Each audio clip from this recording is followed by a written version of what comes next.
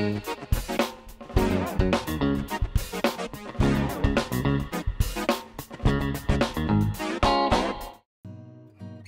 and welcome to Take a Beat, and we're excited because it is Advent season, and this is what we're going to talk about. Well, my name is Tirza, and I'm the digital pastor here at IES, and I am here with Pastor Dave. Welcome, PD. Hi, it's good to be here. I get really excited.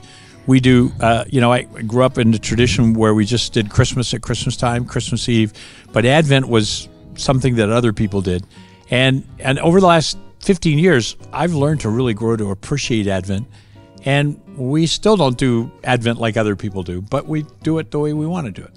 Yeah, so I also grew up in a church that didn't do Advent, and so I've heard all of these different things, but never really experienced the traditional Advent. So what is Advent traditionally? All right, so look, this is what you got to remember.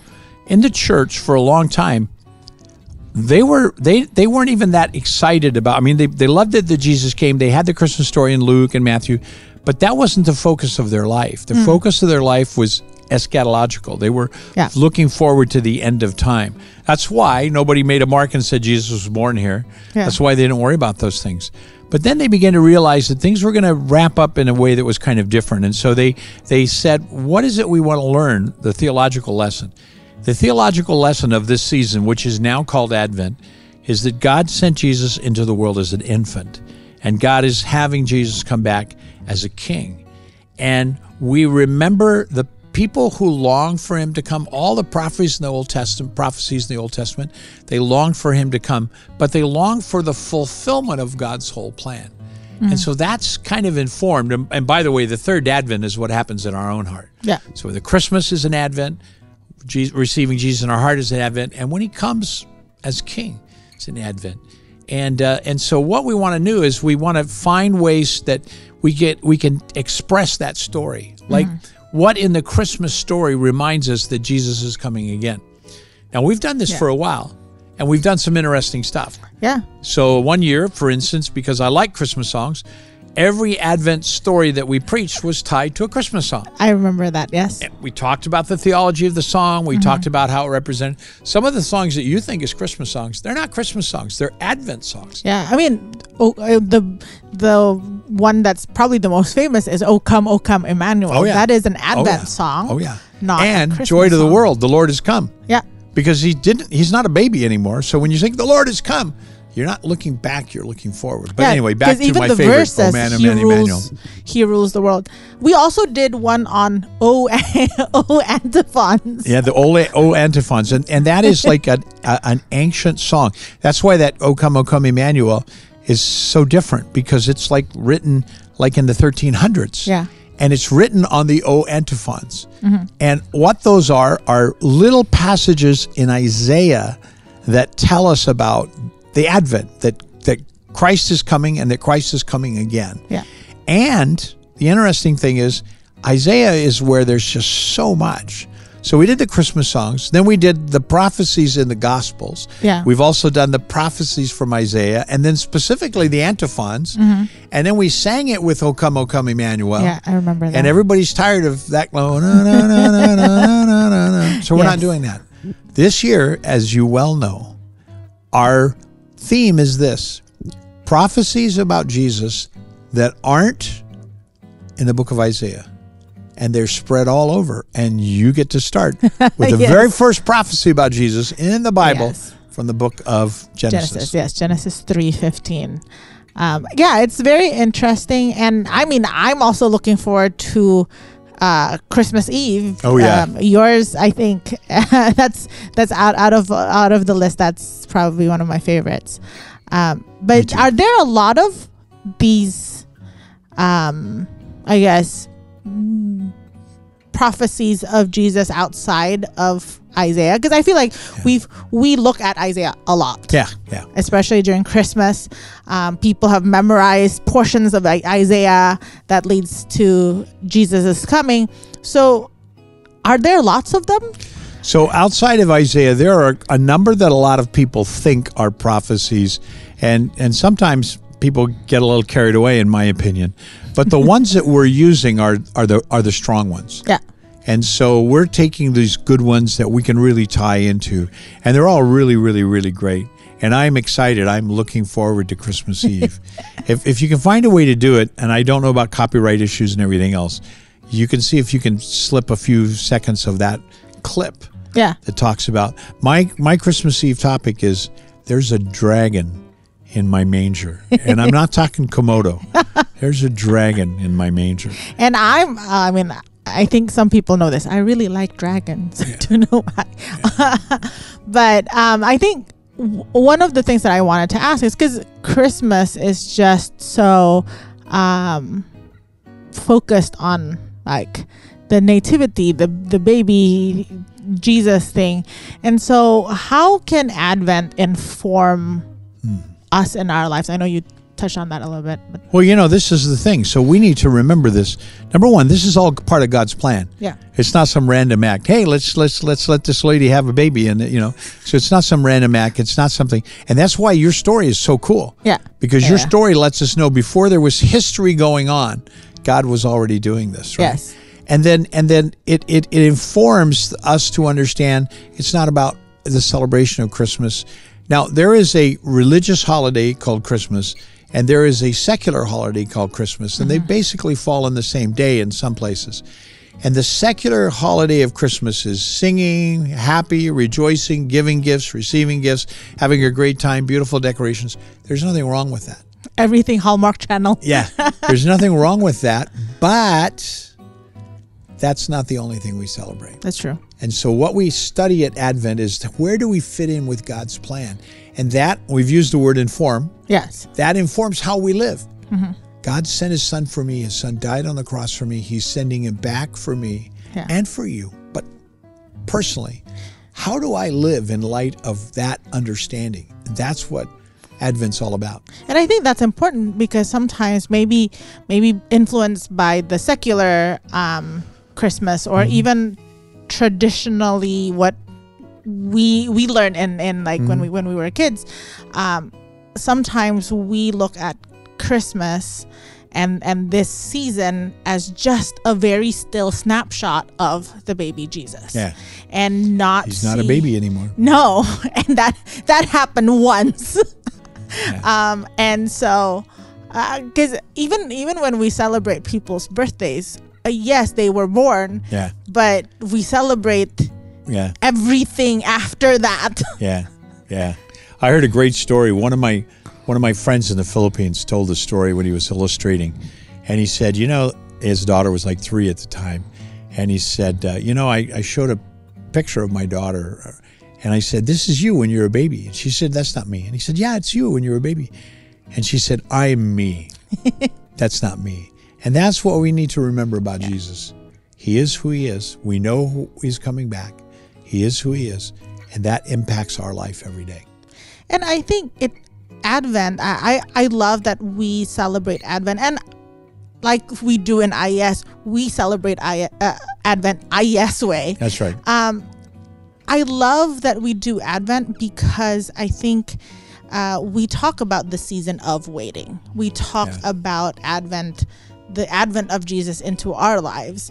Yeah. And we also face the reality of the world that is broken and us waiting in a world that is broken. Yeah. Because we are looking forward to Christ coming triumphantly, but in the already but not yet world, there's still a lot of struggles. So,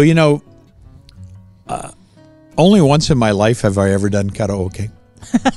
And I only did it because I met these lovely people, and they invited my wife and I to a place, and after we had a wonderful meal, they turned on a TV and they brought out a microphone. I thought, I'm really messed up here.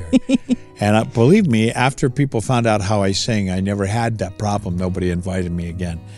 But, if I can be so bold as to say, what we don't do in IES is we don't do Advent karaoke. We're not doing it because it's a tradition. We're doing it because it's a powerful lesson that applies to our everyday life. And that's why we choose to do it in a different way than saying, oh, we have to do this particular activity or this particular, it's part of the season. No, this is about him. He's not a baby anymore. He's getting ready to come back. How does that matter in our life? And let me just say, I'm going to look at you and say this to you. This is a great time to invite your friends to church who aren't really following Jesus. Mm-hmm. Many of who don't know the story and will be willing to come to learn the story. If you bring them, we'll talk to them and we'll explain the story to them. We're not doing this because it's the Hallmark Channel. We're not doing this because it's a church tradition. There's nothing wrong with church traditions. We all have churches. But we're doing it because it's a very powerful, powerful message. And even when we start Advent, this year we started end of November. For me, it helps me cultivate time to reflect, and so it's not just Christmas, like buy gifts and Christmas parties and schedule this thing and that thing. All of those things are great, and I love it, and I do tend to binge on Hallmark Christmas movies, but I think I love that with Advent we do. It actually, for me, it takes away from the commercial sort of focus of the Christmas. Commercials there, and there's nothing wrong with it. No. We want to buy gifts and we want to receive gifts, but that's not what it's all about. Yeah. And there are people who start as early as we do, and there are people who start a lot later and end much, much later. Yeah. But I think we're the only ones I know that goes many weeks, because we carry our Advent lesson all the way through to the end of the year. Yeah. And that's really kind of interesting. But there's some verses out there that talk about Jesus that we don't want to say, let's just leave them for another year. Yeah. We want to talk about them too. So that's how we do it. So who's all speaking? I know I'm speaking for the first one, but we have, I think Pastor Misha is speaking for one, Pastor Anthony is speaking for one. Pastor Misha, Pastor Anthony, Pastor Alan, Pastor Mike, and me. Yeah. So and like Pastor Me.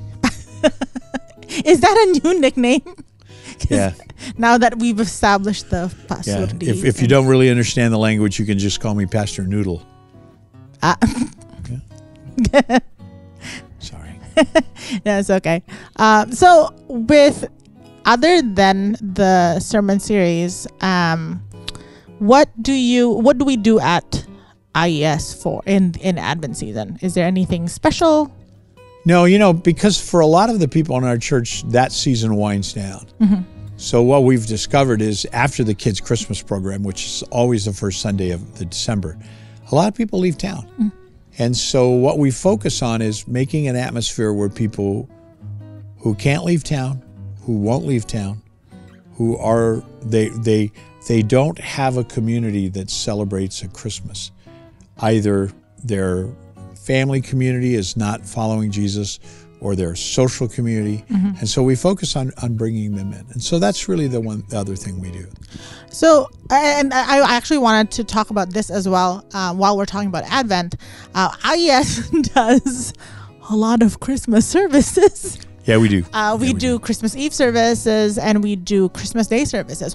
Why? Because there are a lot of churches that do maybe just Christmas Day or most of them do Christmas Day here in Indonesia. Yeah. And if you're in the States, for example, I know I know churches that do like a candlelight service for Christmas Eve and then no Christmas Day service. Yeah. So what's the reason behind? Sure.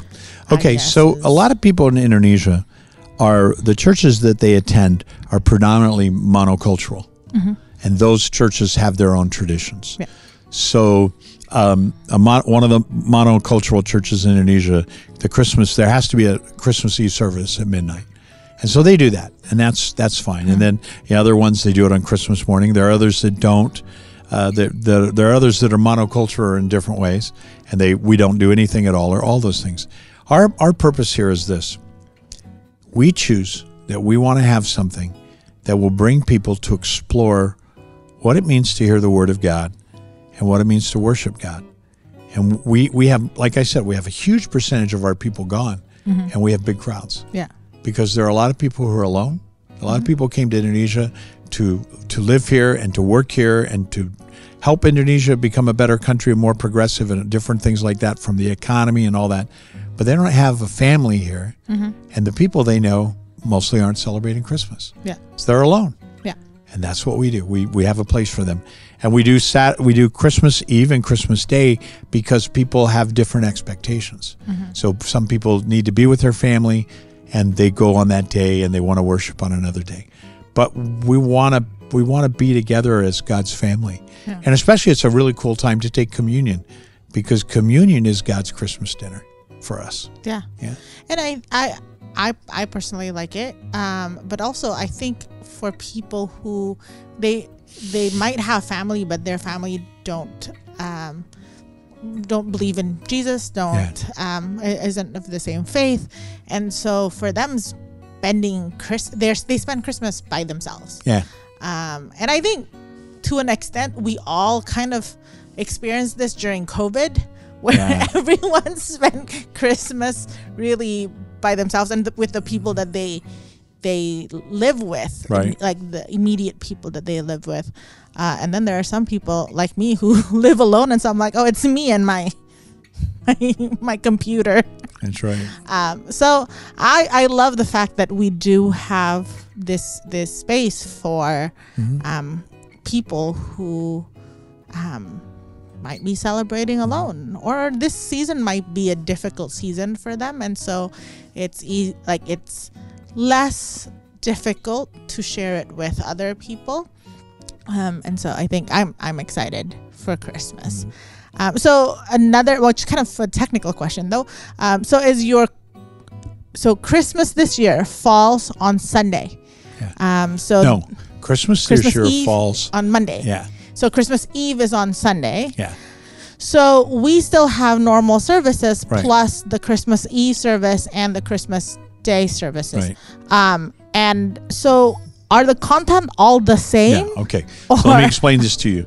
So the Sunday services, and Pastor Mike's doing that, and he has a text, and I don't remember what his text is, but he will preach that one on Saturday and Sunday morning. Okay. Saturday at the normal time, Sunday morning at the normal time. So Saturday at 5, Sunday morning at 9 and 11:15. And then Sunday evening, there's usually the encounter service at 4, but they're not doing encounter because it's Christmas Eve. And Christmas, we will do a Christmas Eve service, and I'm speaking for that one. That is, there's a dragon in my manger. It's great.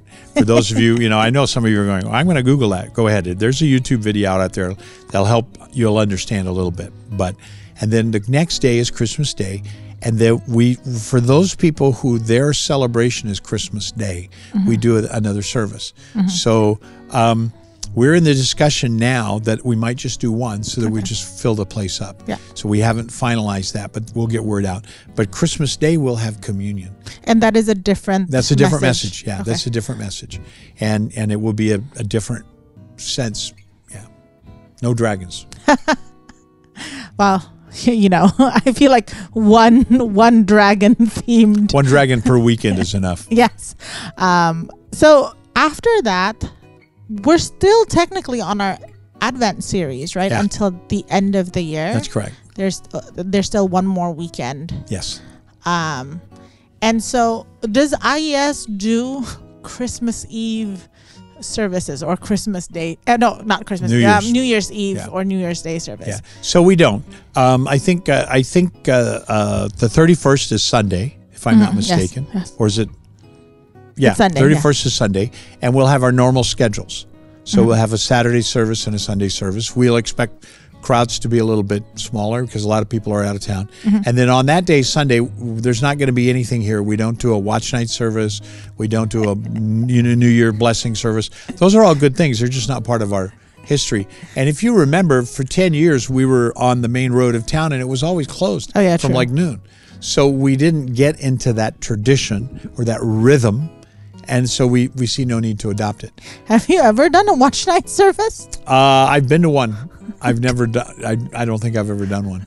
I just look. Christmas is a holy day. Yeah.